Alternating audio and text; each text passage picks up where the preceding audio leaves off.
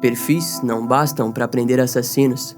Para isso, são necessários policiais dotados de grande persistência e que contam com a ajuda dos cidadãos comuns, além de uma boa dose de sorte, disse o ex-agente e perfilador do FBI, Robert Hasler. Para todo assassinato, sempre haverá uma causa mais profunda ou complexa. Talvez essa causa seja algo que consideramos banal, como o término de um namoro ou a demissão de um emprego. No entanto, para um criminoso cuja biologia seja moldada pela violência e frustração, algo assim será o estressor necessário para que a vida de alguém seja ceifada. A origem dos criminosos violentos nos remetem ao lado mais profundo da psique humana, ao mesmo tempo que nos levam a ficar frente a frente com as características éticas e morais de uma sociedade que muitas vezes não parece funcionar. No caso de hoje, veremos um pouco do trabalho de um homem que dedicou boa parte de sua vida a lutar contra as monstruosidades que surgiam nos jornais dia após dia. Então já deixa o like nesse vídeo e ativa o sininho de notificações que eu te conto tudo.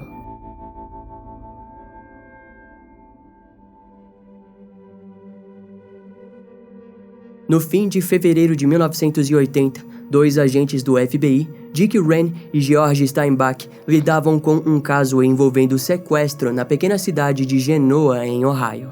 O caso se mostrou rapidamente mais complicado do que eles poderiam imaginar. Ao lado da polícia local, eles se viram em um jogo de gato e rato com o sequestrador, que já havia colocado-os atrás de pistas, mapas e telefonemas, mas nenhum sinal da vítima. Em pouco tempo, os dois agentes perceberam que precisariam atuar com mais recursos nas investigações. Caso contrário, a investigação seria um fracasso. Daquele modo, a dupla descobriu que o ex-agente do FBI, Robert Hasler, atuava como professor na região de Cleveland, em Ohio. Rapidamente, o escritório do FBI de Cleveland entrou em contato com Robert. Em seguida, os três agentes se encontraram e compartilharam as informações do caso.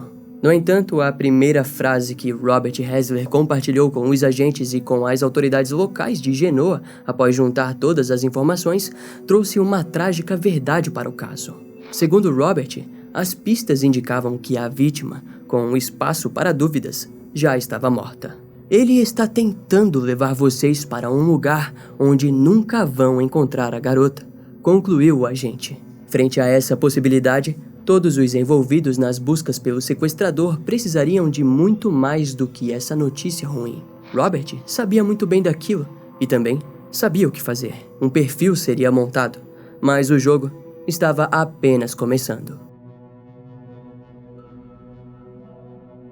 Na época do crime, Genoa era uma pequena vila que contava com pouco mais de 2.000 habitantes. Curiosamente, em 2020 ela contava com uma população total de 2.080 habitantes. Em outras palavras, a vila, em essência, é um local onde todos se conhecem, e não era diferente na época dos acontecimentos desse vídeo. Deborah Schulwein estava com 19 anos quando foi sequestrada ao retornar de uma caminhada com sua amiga. Algumas fontes informam que essa amiga era uma suposta namorada de Deborah, mas essa informação carece de fontes reais. De qualquer modo, Deborah adorava caminhar pela vila de Genoa, e não era incomum saberem quando ela estava na rua. Éramos muito próximas. Ela era como uma irmã mais velha para mim, porque eu não tinha irmãs. Ela era divertida e costumávamos andar de bicicleta por toda Genoa, colhendo lilazes e nos divertindo, disse Kim Tobias, a prima de Deborah. Quando o sequestro aconteceu, o pai de Deborah, Dennis, era o vice-presidente do Banco de Genoa, e assim o crime comoveu toda a pequena vila. Ao mesmo tempo, os moradores acreditavam que o sequestro era um crime óbvio devido ao nível de importância do pai da garota. Contudo, quando o chefe da polícia de Genoa, Gary Truman, recebeu a ligação pela manhã do dia seguinte ao desaparecimento, o caso já se encontrava em um grau alto de complexidade. Os pais de Deborah relataram que haviam recebido uma ligação onde o sequestrador disse: "Estamos com sua filha. Queremos $80.000 ou ela nunca mais vai ser vista de novo."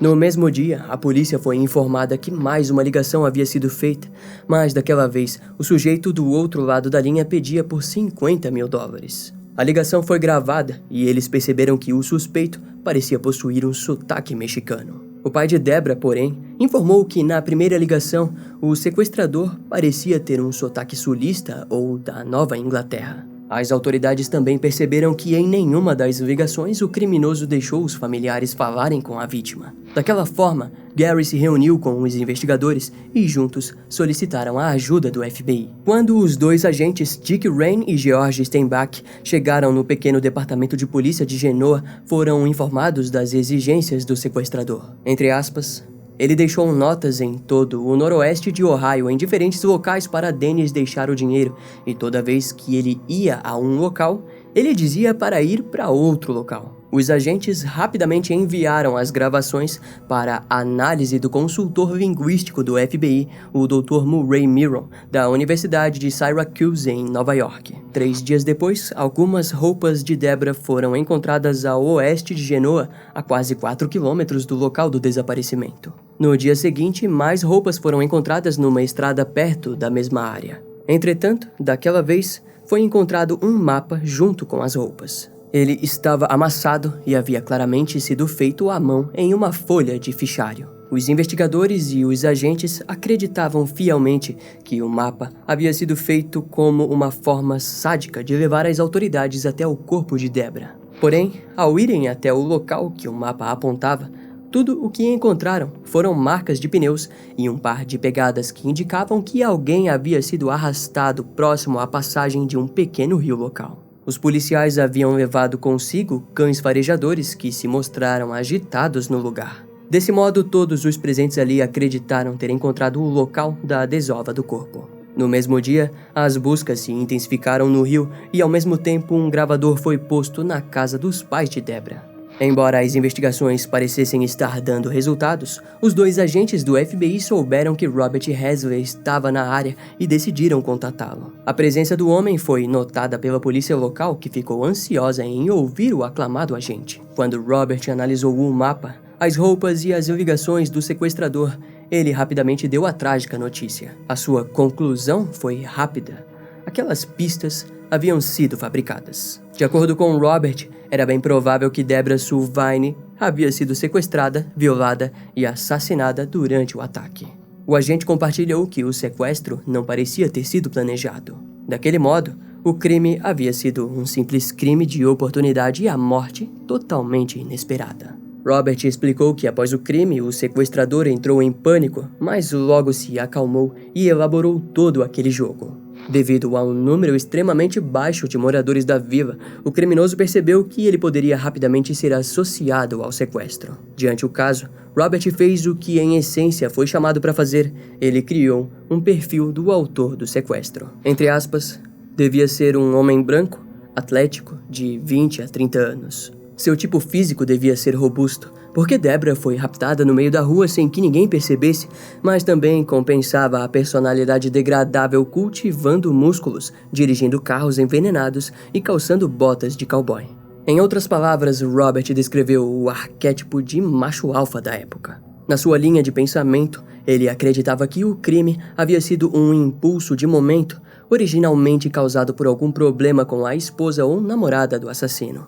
Os pedidos de resgate e toda a fabricação de pistas falsas eram características de alguém que conhecia bem os procedimentos policiais. Ou seja, possuía antecedentes criminais ou havia sido policial, detetive ou segurança local. Em seu perfil, Robert deixou claro que o criminoso provavelmente estaria desempregado há pelo menos 6 meses. Todos aqueles pontos foram feitos de forma a justificar os atos do criminoso e a sua raiva descontrolada e frustração pessoal que, como resultado, havia causado o sequestro. Entre aspas, a raiva daquele homem era tamanha que não seria capaz de ficar muito tempo longe de encrenca caso perdesse o emprego e a esposa ou namorada, escreveu Robert no livro Mindhunter Profile.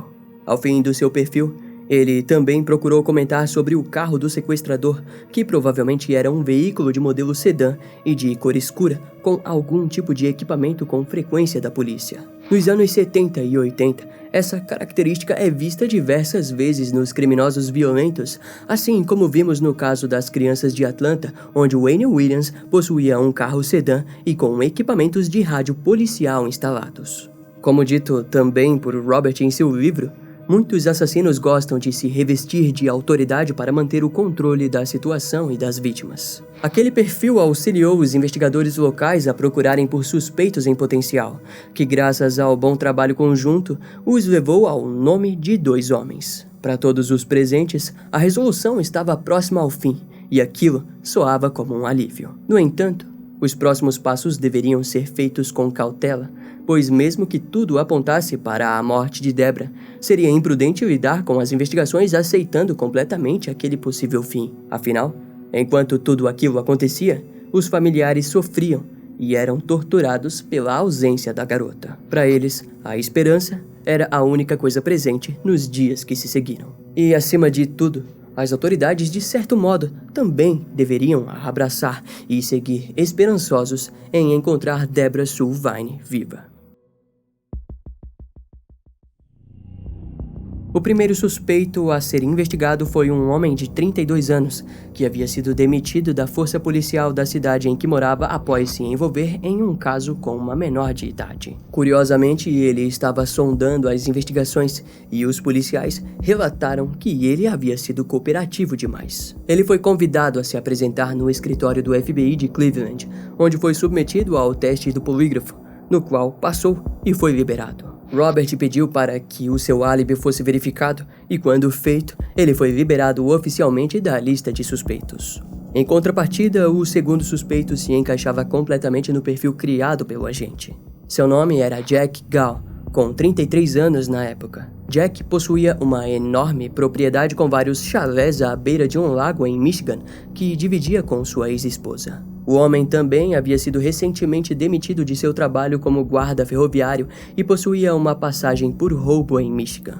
Seu carro era um Monte Carlo sedã e possuía equipamento de rádios instalados nele. Daquela forma, os investigadores passaram a vigiá-lo por semanas, até que o pai de Debra recebeu novamente um telefonema de um homem com sotaque mexicano. Naquela ligação, ele dava novas instruções sobre onde deixar o dinheiro do resgate. Quando a ligação foi ouvida pelos policiais locais de Genoa, um deles relatou que a voz parecia muito com a de Jack Gall, que costumava contar histórias engraçadas a seus amigos com aquele tipo de sotaque. No dia 10 de abril de 1980, um rastreamento foi feito que indicou que a ligação havia sido feita em um telefone público na frente da loja do departamento Woolco, a poucos quilômetros da vila de Genoa. No local, uma equipe de vigilância foi posta para caso o sequestrador voltasse a usá-la. Na tarde do dia 11 de abril, Jack Gall se aproximou do telefone e, no mesmo instante, os pais de Debra receberam uma ligação onde o suspeito disse: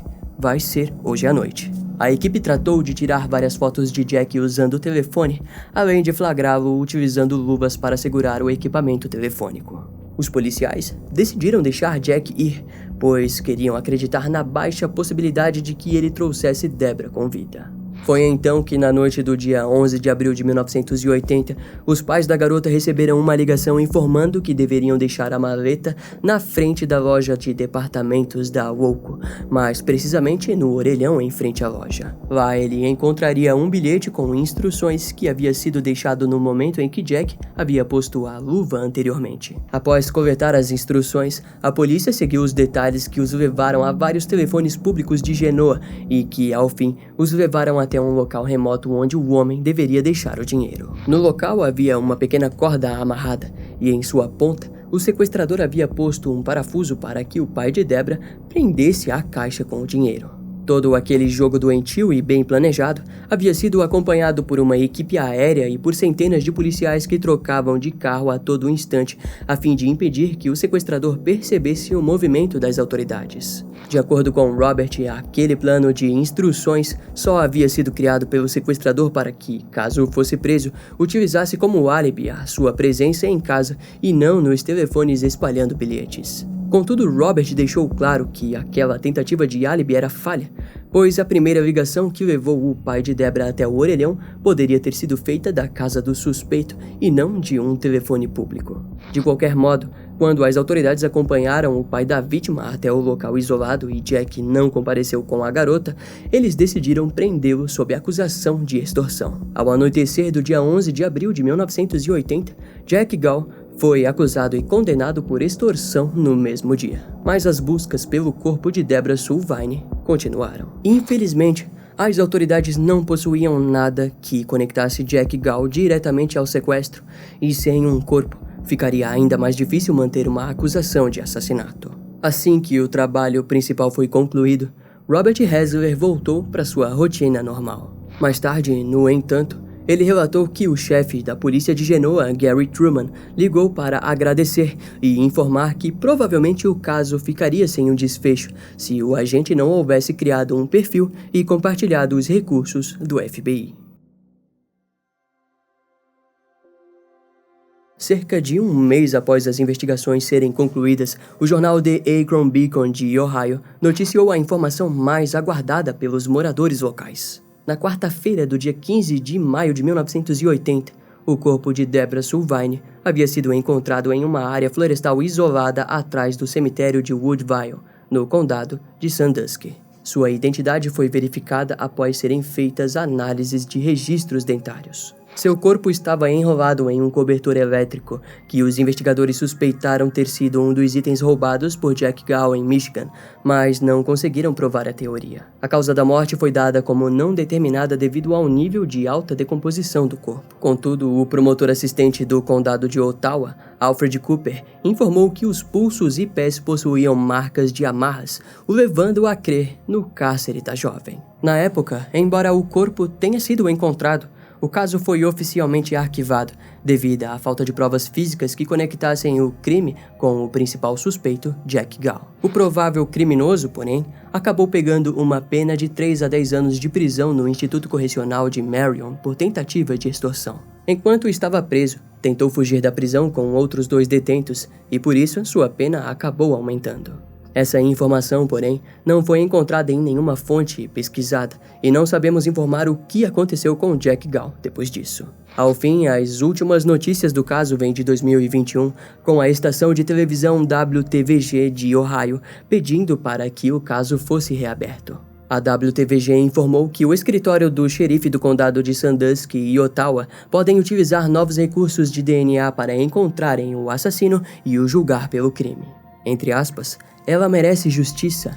Já se passaram 41 anos que alguém se safou disso, e isso são anos demais. Eu realmente gostaria de ver alguém pagar pelo que fez, disse Kim Tobias, prima de Deborah. Kim ainda se lembra de Deborah naquele dia de inverno de fevereiro de 1980, quando a viu pela última vez e aparentava estar feliz. Provavelmente Jack Gall é o assassino de Deborah Sulvine, mas sem uma prova física, ele jamais será considerado oficialmente como o autor do crime. Um caso como esse nos mostra que prender um assassino jamais será um trabalho fácil ou tão prazeroso como imaginamos que seja. Em outras palavras, às vezes a verdade sobre o que realmente aconteceu precisa bastar quando a justiça falha em fazer o culpado pagar pelo crime. Muito obrigado por ter chegado até o final desse vídeo, eu espero que você tenha gostado. Não esquece de deixar um comentário aqui embaixo contando a sua opinião sobre esse caso. Se você quiser assistir os vídeos que ainda não foram pro ar, mas que já foram produzidos, é muito simples, clica aqui embaixo do vídeo em Seja Membro e torne-se um membro do canal. No mais, você pode continuar assistindo a minha playlist de casos criminais clicando no primeiro link da descrição. Eu vou ficando por aqui, até a próxima e tchau.